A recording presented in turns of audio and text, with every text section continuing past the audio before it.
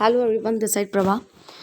आज मैं आपके लिए डीएलएड सेकेंड ईयर का एक टॉपिक लेके आई हूँ, इंटीग्रेटेड लेसन प्लान। देखो, इंटीग्रेटेड लेसन प्लान का मतलब क्या होता है। जब हम लेसन प्लान को मतलब किसी भी कंटेंट को हम किसी भी लेसन को किसी भी कंटेंट को प्लान करते वक्त हम उसके साथ इंटीग्रेट करते हैं अदर डिसिप्लिन को। ठीक है, बेसिकली डीएलएड में और बीएड में सिर्फ आर्ट को, वर्क और फिजिकल को इंटीग्रेट करने के लिए बोला हुआ है। हम सब्जेक्ट्स को भी कर सकते हैं, बट अभी फ़िलहाल हम आर्ट, वर्क और फिजिकल एजुकेशन की बात करेंगे। जैसे कि अब मैं आपको एक एग्जांपल दूंगी, उस सब समझ पाओगे।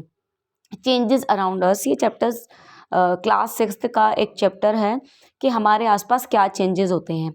आप क्या कर सकते हो, आप जैसे कि बताओगे कि ये आप पढ़ा रहे हो चेंजेस अराउंड अस, ये चैप्टर पढ़ा रहे हो, आप क्लास 6 के बच्चों को पढ़ा रहे हो और इसमें आप बताते हो कि बच्चों को हम बताएंगे कि हमारे आसपास क्या बदलाव होते हैं। ठीक है, तो तुम बच्चों से पूछोगे कि बच्चे तुमने कभी क्या देखा है कि तुम्हारे आसपास क्या क्या चीज़ें हैं। तो बच्चे बताएंगे कि हाँ जी, हमारे आसपास हवा है, पानी है या लोग हैं, इस तरीके से बताएंगे। तो तुम्हें पता है क्या कि हवा से हम और क्या क्या चीज़ें कर सकते हैं, या हम पानी से हमारे क्या यूज़ होते हैं, और लोग हमें किस किस तरीके से यूज़फुल हमारे लिए होते हैं, इस तरीके से चेंज करके। और देखो, जैसे इन्होंने बोला है, what a fun would be if you suddenly get some magical powers to change things around you. अगर तुम्हारे पास पावर्स आ जाएं चीज़ें चेंज करने की, तो कितना मज़ा आएगा ना। इस तरीके से तुम बच्चों से खुद भी बात कर सकते हो। एनसीईआरटी में थ्रू एक्टिविटीज़ ही सारी चीज़ें करने के लिए बोला जाता है।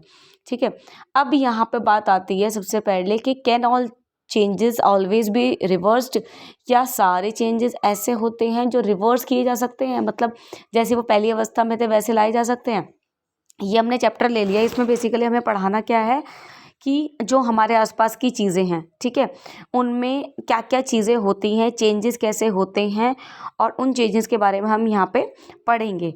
तो तुम्हें बेसिकली बताना है, देखो कीवर्ड्स हैं चेंजेस, कंट्रैक्शन, इवापोरेशन, एक्सपेंशन और मेल्टिंग। ये चारों पॉइंट्स हैं जो इस चैप्टर में डिस्कस किए हुए हैं। ठीक है, कि ये चीज़ें होती क्या हैं।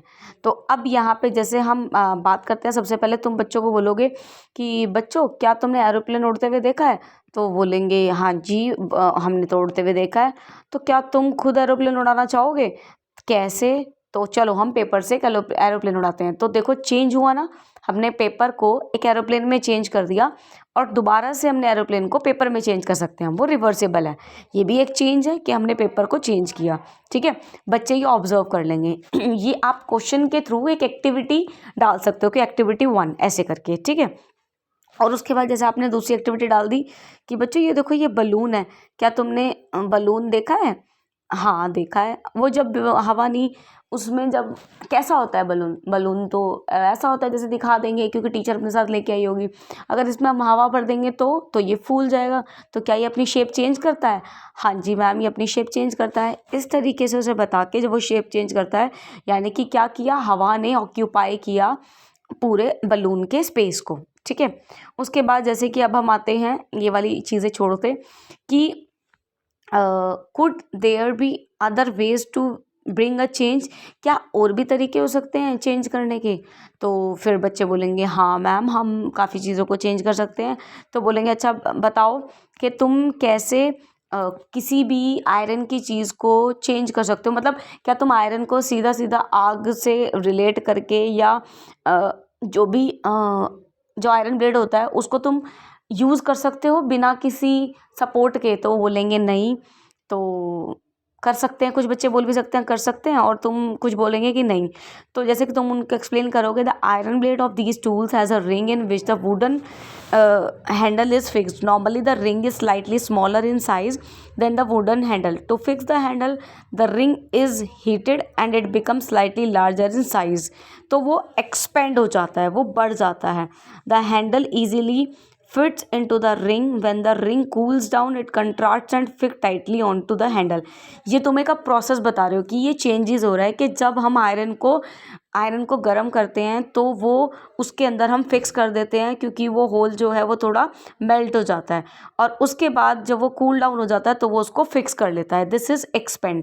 इस तरीके से तुमने एक्सपेंड के बारे में बताया थ्रू दिस एक्टिविटी. ठीक है, इसको तुम ऑब्वियसली इन औजारों से नहीं बता सकते हो तो तुम कोई और एग्जाम्पल भी ले सकते हो. ठीक है, किसी व्हील का एग्जाम्पल ले सकते हो और वो तुम छोटा सा व्हील लेके उनको दिखा भी सकते हो, जिसमें बच्चे को प्रैक्टिकल करके दिखाओ.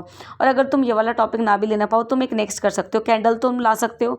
ठीक है, कैंडल लेके तुम एक बच्चे को बुलाओगे, कैंडल जलवाओगे और उनसे बोलोगे, तो बच्चों की फिजिकल एक्टिविटी भी इसमें हो रही है.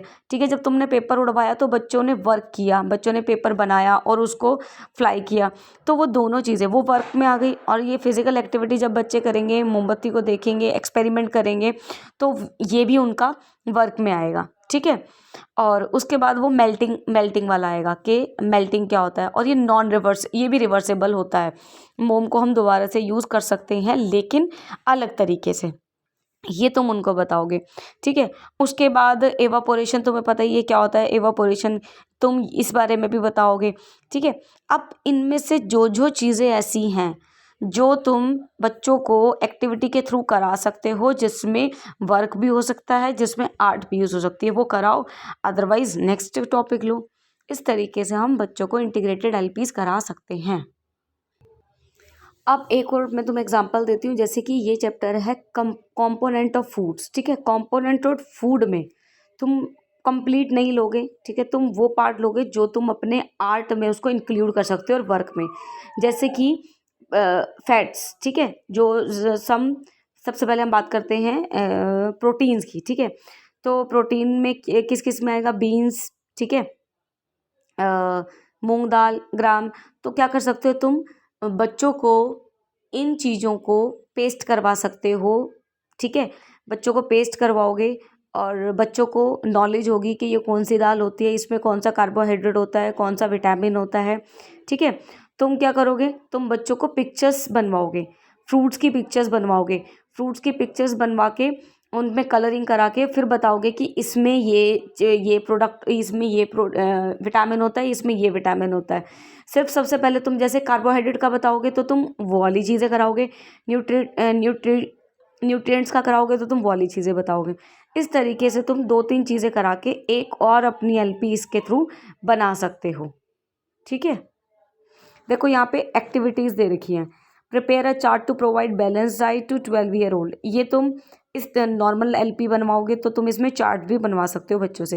लेकिन मैंने बात की है आर्ट की, तो यहाँ पे हम बच्चों को वर्क का काम, मतलब हम दालों के बारे में बता सकते हैं उनको through pick some dals pulses and paste it in the file. ठीक है, बच्चों से भी तुम पेस्ट करवाओगे, बच्चों से मंगाओगे और बच्चों से पेस्ट करवाओगे ताकि बच्चों की नॉलेज बढ़े.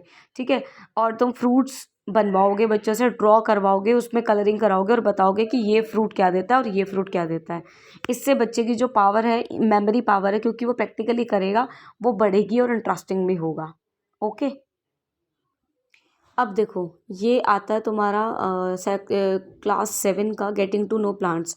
तुम क्या करोगे, इसमें फिजिकल एक्टिविटी बच्चों को बाहर लेकर जाओगे. ठीक है, तुम ये स्टेप 1 में लिखोगे कि हम गए बाहर.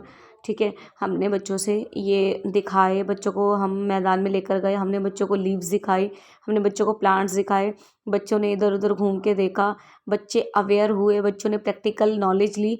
किसके थ्रू, फिज़िकल एजुकेशन के थ्रू. क्योंकि हम गए, हमने बच्चों को फिज़िकली उन चीज़ों से, मतलब उन्होंने टच किया, उन्होंने फील किया और उसके बाद उन्होंने जाना कि ये प्लांट होते हैं, प्लांट्स के पार्ट्स होते हैं, कौन कौन से पार्ट्स होते हैं, उनके नाम वो लिख कर लाए. और उसके बाद जब बैक टू क्लास आए तब तुमने उनको आर्ट एंड के थ्रू बताया कि भाई अब पेपर बनाओ और उसमें उनके सबके पार्ट्स के नाम लिखो. तो आर्ट एंड फिज़िकल दोनों का यूज़ इसमें हमने किया. शॉर्ट में भी हो सकता है, ज़रूरी नहीं है तुम्हें इतना ही डीप लेना है जैसे ये चल रहा है, शॉर्ट में भी हो सकता है. So thank you so much. अगर कोई भी क्वेश्चन हो इंटीग्रेटेड लेसन प्लान से रिलेटेड तो प्लीज़ यू कैन आस्क. मैं कोशिश करूँगी एक एलपी बना के ज़रूर दिखाऊँ.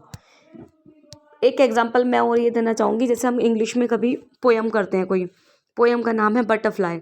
हम बच्चों से कागज़ की बटरफ्लाई बनवा के स्टेप बाय स्टेप के हमें कैसे बनानी है ये आपको उस एलपी में लिखना होगा, और वो पोयम उसी बटरफ्लाई का यूज़ करते हुए आपको करानी होगी। तो वो भी आर्ट के साथ इंग्लिश लैंग्वेज का इंटीग्रेशन हुआ। ठीक है, तो आपको चीज़ें पसंद आई हो तो प्लीज़ मुझे कमेंट करना, लाइक करना और शेयर करना। Thanks a lot.